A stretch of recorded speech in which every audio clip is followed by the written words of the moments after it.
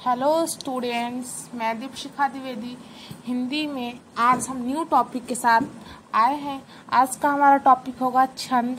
बहुत बच्चे हमसे रिक्वेस्ट कर रहे थे इस छंद पे वीडियो बनाने के लिए, लेकिन हम अलंकार में कुछ पार्ट बाकी रह गया था, उससे कुछ टेस्ट भी हमने कर लिया था कल।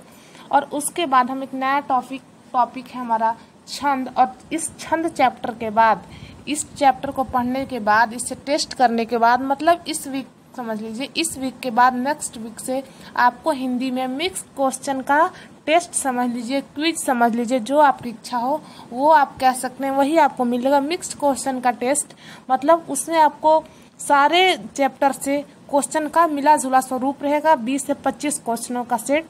तो आप लोग ऐसे ही पढ़ते रहिए, हमें सपोर्ट भी करते रहिए और अश्विनी जीएस क्लासेस को सब्सक्राइब करते रहिए, वीडियोस को लाइक शेयर करते रहिए। तो चलिए आज का क्लास हम स्टार्ट करते हैं बिना टाइम को वेस्ट किए। तो चलिए आज देखते हैं छंद क्या है, इसके बारे में पढ़ते हैं।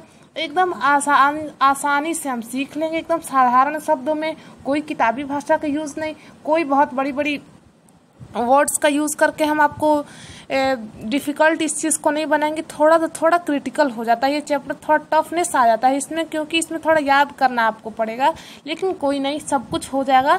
हम एक उतने समय से आसानी से सब चीज़ पढ़ रहे, तो थोड़ा सा क्रिटिकल है, थोड़ा सा टफ है, लेकिन इसे भी हम आराम से पढ़ लेंगे। एकदम थोड़ा थोड़ा करके पढ़ेंगे, एक ही रोज़ पढ़ेंगे, लेकिन थोड़ा थोड़ा करके पढ़ेंगे। चलिए अपना हम क्लास देखते हैं। तो जैसे आप देख रहे हैं स्क्रीन पर आपका छंद लिखा हुआ टॉपिक है, और आपको स्क्रीन पर आपका क्या दिख रहा है, तो छंद की परिभाषा क्या होती है, छंद की परिभाषा क्या होती है ये आपको दिख रहा है।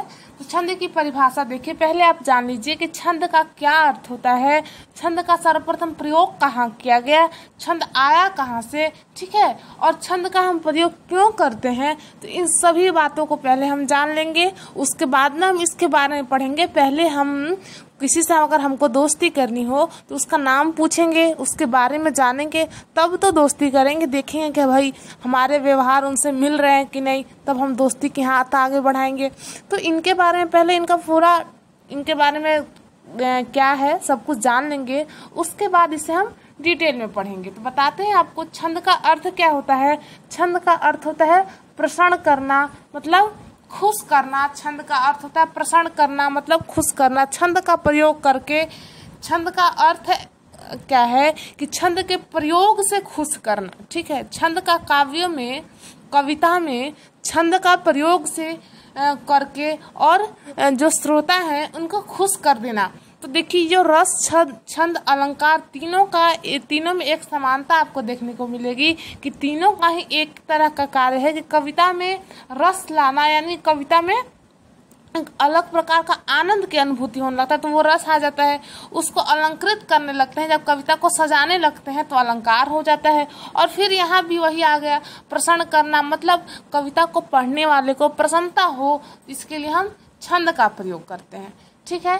तो देखिए छंद का क्या होता है और इसके बारे में हम जानेंगे, एकदम आसानी से समझेंगे बातों को।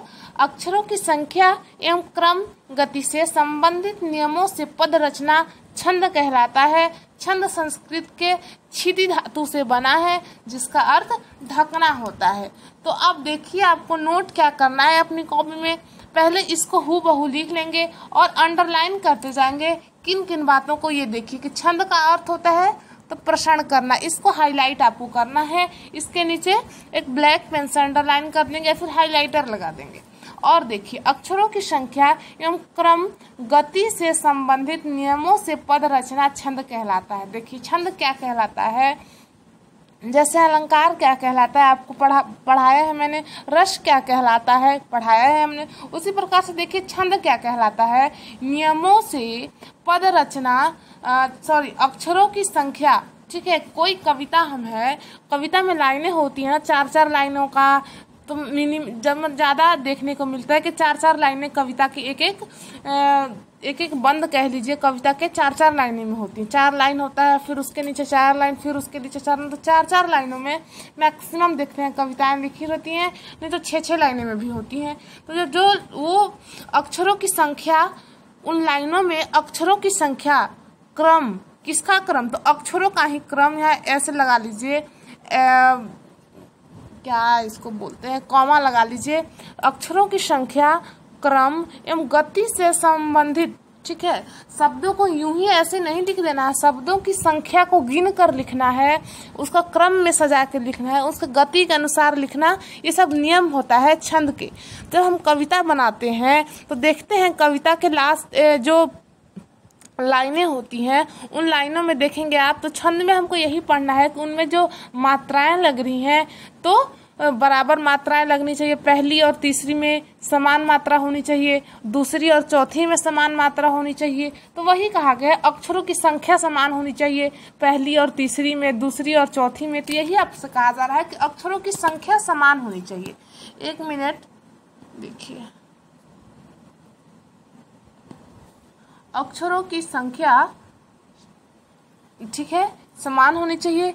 क्रम एवं गति से संबंधित जो नियम होते हैं वो क्या होता है, तो क्रम एवं गति से संबंधित जो नियम होता है, नियम कानून, तो वही उन्हीं सब के बारे में पढ़ना है कि कविता के लाइनों को कैसे सजा के लिखना है, उसी के बारे में हम पढ़ते हैं छंद में। तो छंद में हमें क्या क्या पढ़ना है समझ गए होंगे।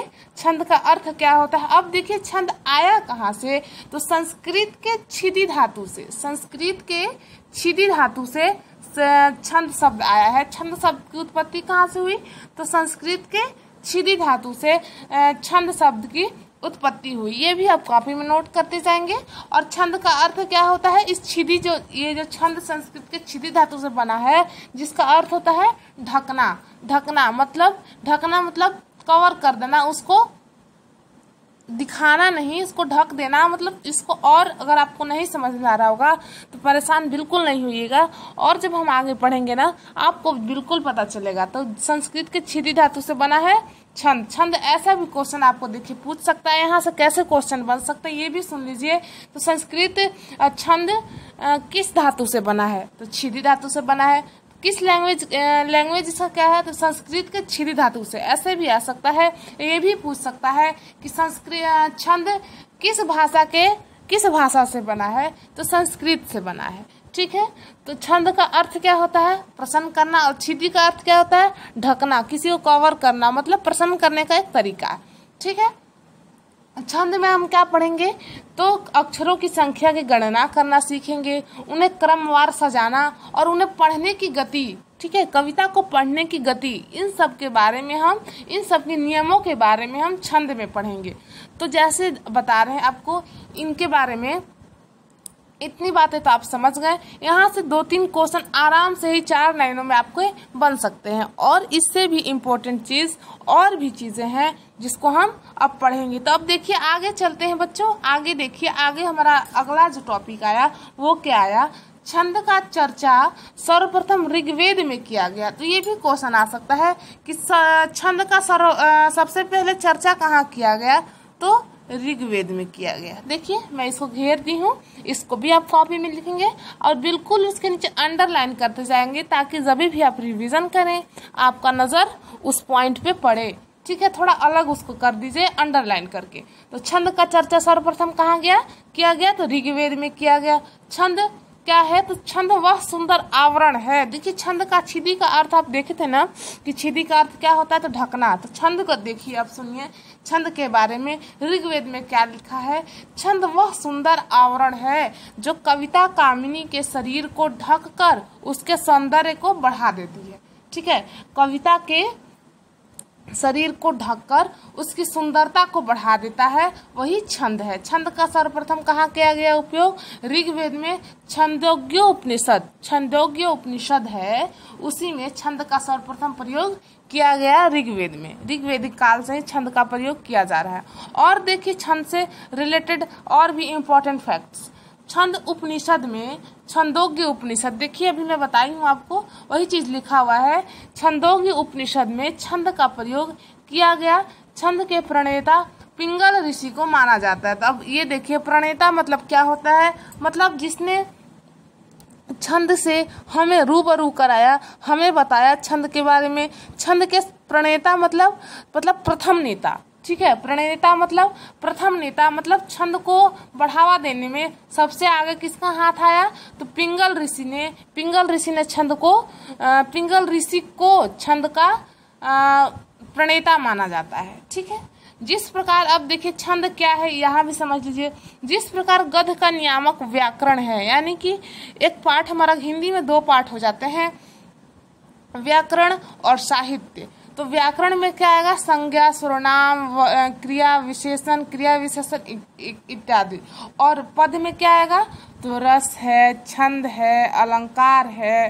ठीक है, तो ये सब हमारे किस में आते हैं, तो ये सब हमारे आ जाते हैं पद में।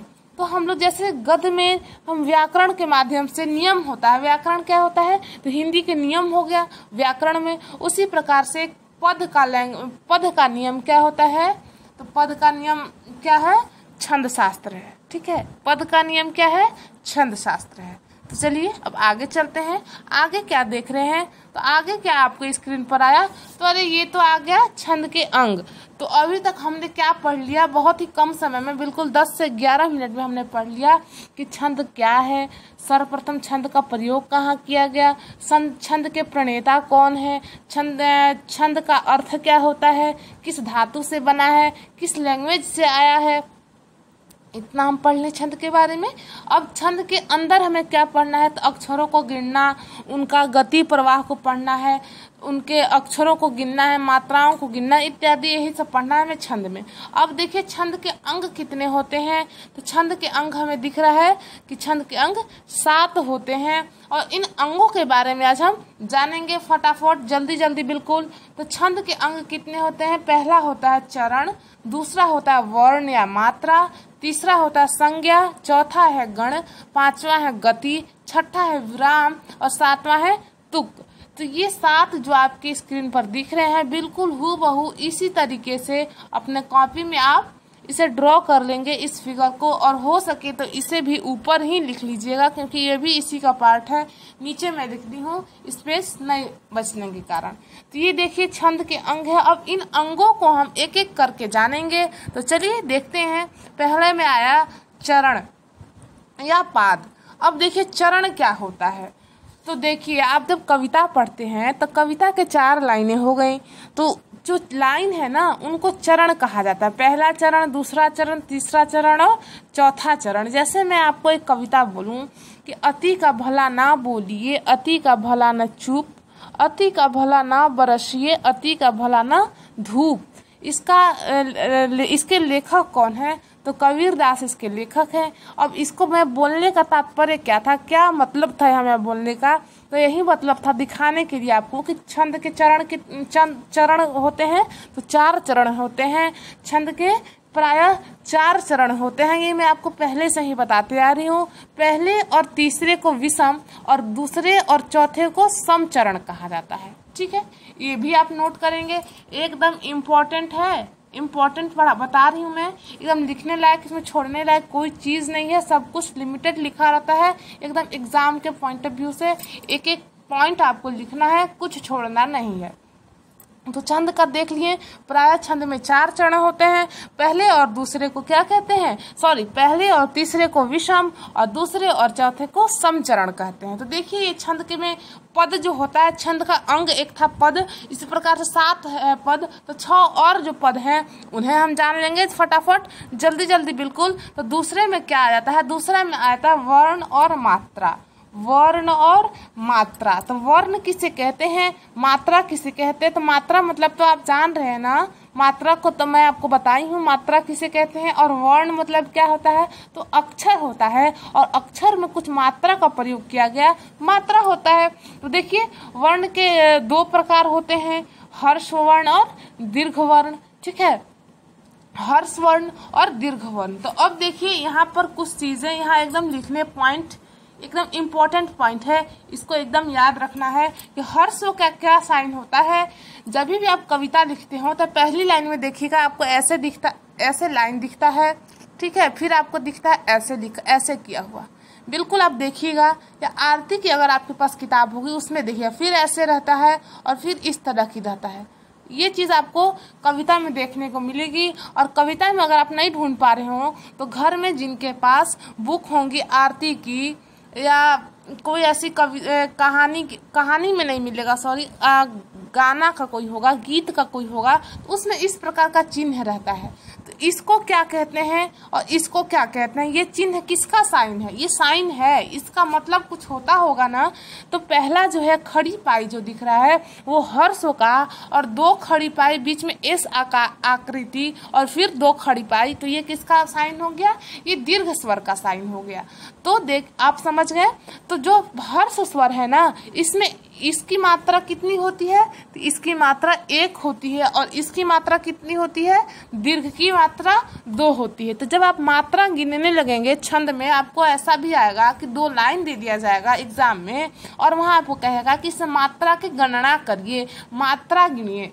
तो मात्रा कैसे गिनना है, तो जहाँ हर्ष स्वर आएगा उसको एक समझना है, और जहाँ दीर्घ स्वर आएगा वहाँ 2 मात्रा हम गिनेंगे। हर्ष में 1 मात्रा, दीर्घ में 2 मात्रा, क्योंकि दीर्घ 2 शब्दों के मेल से बनने लगता है ना, उसमें 2 शब्द आ जाते हैं, 2 वर्ण आ जाते हैं, इसलिए 2 मात्रा। और हर्ष में स्वतंत्र अकेला 1 रहेगा तो 1 मात्रा। ठीक है, यहाँ देखिए। अब आप अगर यदि भूल गए हो तो उसके लिए भी मैं यहाँ लिख दी हूँ। 1 मात्रा में कौन कौन आ जाएगा, तो 1 मात्री हो जाएंगे अ ई उ री। ठीक है, 2 मात्रिक हो जाएंगे आ ई उ ए ओ अ। ठीक है, अब देखिएगा थर्ड, हमारा तीसरा क्या कहता है, तीसरा अंग है छंद का संख्या या कर्म।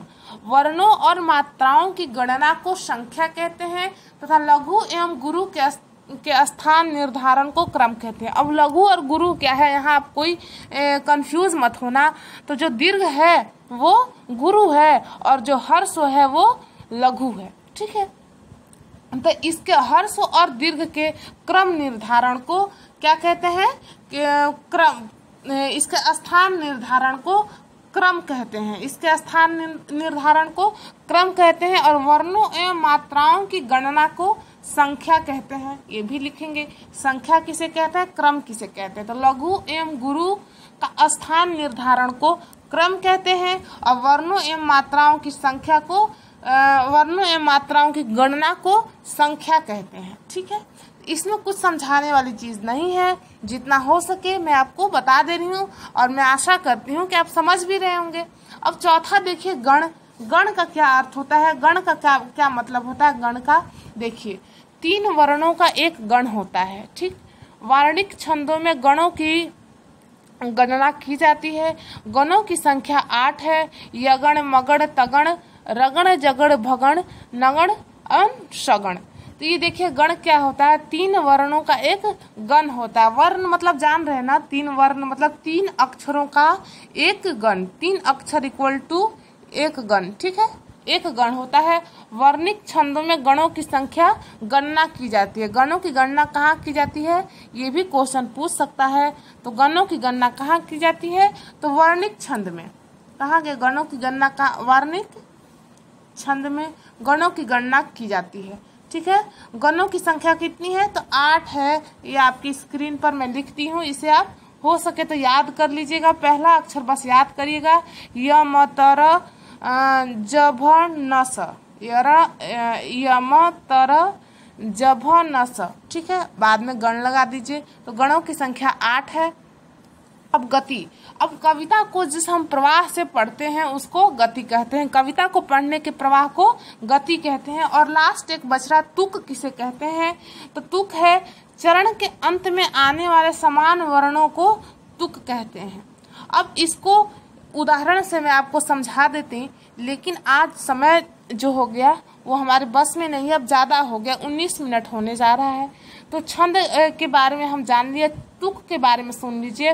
चरण के अंत में आने वाले समान वर्ण को, एक ही ऐसा होता है ना, जैसे मैं अभी आप बोली कि अति का भला न बोलिए, अति का भला न चुप, अति का भला न बरसिए, बोलिए बरसिए, लास्ट में ए आया ना, तो जो समान वर्ण हो गए ना, पहला और तीसरा में समानता हुई। अति का भला न बोलिए, अति का भला न चुप, अति का भला न बरसिए, बोलिए बरसिए। तो जो समान आया ना वर्ण, एक जैसे वर्ण आए, उसी को तुक कहते हैं। तो आज के लिए इतना ही। नमस्कार, जय हिंद प्यारे बच्चों। लाइक शेयर सब्सक्राइब दबा के करिए, ताकि हम नेक्स्ट वीडियो इससे भी दमदार लेके आए। तो अभी तक के लिए इतना ही। जय हिंद, जय भारत।